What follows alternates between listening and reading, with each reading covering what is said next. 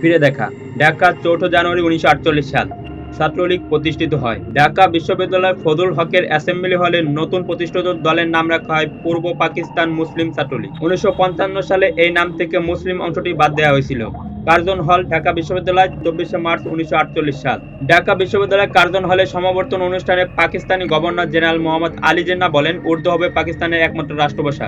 অনুষ্ঠানে জিন্নাহর বক্তব্যের সঙ্গে সঙ্গে কার্জন হলে উপস্থিত ছাত্রদের একটি অংশ তখনই নো নো বলে প্রতিবাদ জানায়। রোজ গার্ডেন, ঢাকা, 23 জুন 1949 সাল।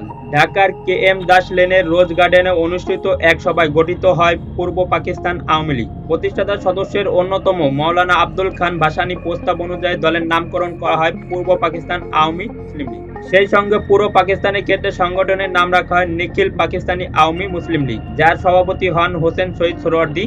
তরুণ নেতা শেখ মুজিবুর রহমানকে দলটির যুগ্ম সাধারণ সম্পাদকের দায়িত্ব দেওয়া হয়। পরবর্তীতে সেই দলের নাম পরিবর্তন হয়ে যায় বাংলাদেশ আওয়ামী লীগ। ঢাকা 21 ফেব্রুয়ারি 1952 সাল। 21 ফেব্রুয়ারি সাধারণ ধর্মঘট ঘোষণা করা হয়েছিল। ধর্মঘট প্রতিহত করতে ঢাকা বিশ্ববিদ্যালয় ও তার আশেপাশে এলাকায় 144 ধারা জারি করা হয়েছিল। সমবেত ছাত্ররা স্বতঃস্ফূর্তভাবে 144 ধারা ভেঙে মিছিল নিয়ে পূর্ব বাংলা আইন পরিষদে যাওয়ার চেষ্টা করে। এ সময় পুলিশ লাঠিচার্জ ও গুলিবর্ষণ করে। ঘটনাস্থলে আবুল বরকত, রফিক আহমেদ এবং আব্দুল জব্বার 3 জন মারা যান। হাসপাতালে মারা যান আব্দুল সালাম। ঢাকা 1952 সাল। আওয়ামী মুসলিম লীগের ভারপ্রাপ্ত সাধারণ সম্পাদকের দায়িত্ব পান শেখ মুজিবুর রহমান। পরের বছর তাকে সাধারণ সম্পাদককে নির্বাচিত করা হয়। 1966 সাল পর্যন্ত এই পদে তিনি থাকেন।